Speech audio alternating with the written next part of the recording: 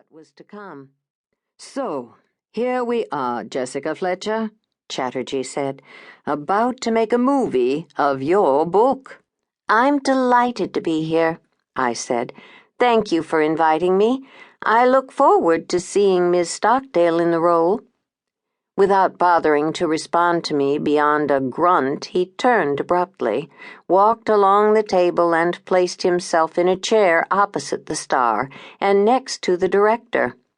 Frankly, I didn't see how the role of the judge served as an especially good opportunity for the actress's triumphant return to the silver screen. After all, she gets murdered in the first half of the story. But I knew enough from past experience with movie productions not to question the opinion of the executive producer, at least not to his face. The case had been prosecuted in Cabot Cove, and the state of Maine offered production companies financial incentives to film there, so the Hollywood types were going to shoot on location and make our town a giant set.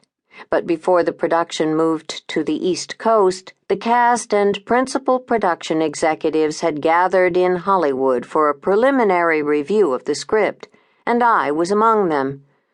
"Not exactly the hail fellow well met type, is he?" said Hamilton Twomby, the screenwriter, who had introduced me to Chatterjee. "But as an executive producer, he's done okay. We should be in good hands." Twomby and I had worked on the script long distance, mostly by email, occasionally by phone. More precisely, he'd written the script based upon my book, and I, as script consultant, was permitted to review it and to make suggestions.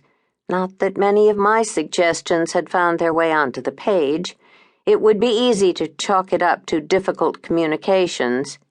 Ham, as Twomby was called, didn't have a landline telephone, so our conversations often began with, "Can you hear me now?" Twomby smoothed a hand over his mouth and left it there. "Vera, on the other hand, is a diva," he said in a low voice. "At least she was before she retired. Should be interesting to see if the leopardess has changed her spots. If she's really itching to get back in the game, maybe she'll be more accommodating than she was when she had top billing." He waved at a tall woman with a mass of curly hair. "I have to say hello to someone," he said. "I'll be right back." Vera hadn't spoken to me herself. She'd merely nodded when we were introduced, but her personal astrologer was eager to assure me that the movie was the perfect property to relaunch the career of the former star. "I have studied her chart," Estelle Fancy confided, as the rest of the cast and production company officials filed into the room and took seats at the table. "She has a close alignment of intellect and self-expression. Her high ability to transmute ideas, inspiration, and artistic potentials into actualities will carry her through." "That sounds impressive," I said. "Have you told Ms. Stockdale?" "Oh, yes. She knows I endorse this venture. Venus is approaching retrograde and is slowing down. It's an auspicious time for her to advance her goals. Also, an incredible chance for major healing and forgiveness. I advised her to go forward, and I'm to accompany her on location. I doubt she would have done it without my approval, or for that matter, at another time in the universe."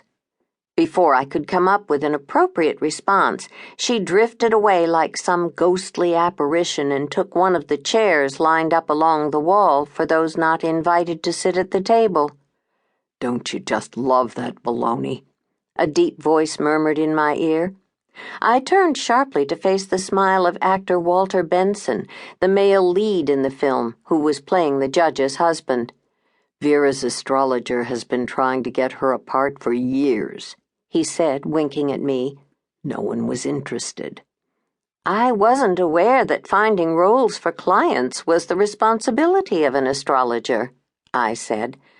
"It is if you want to get paid." Ms. Fancy, Vera's resident stargazer, finally hit the jackpot with Chatterjee. Rumor has it that our esteemed producer owes Vera a fortune in back child support.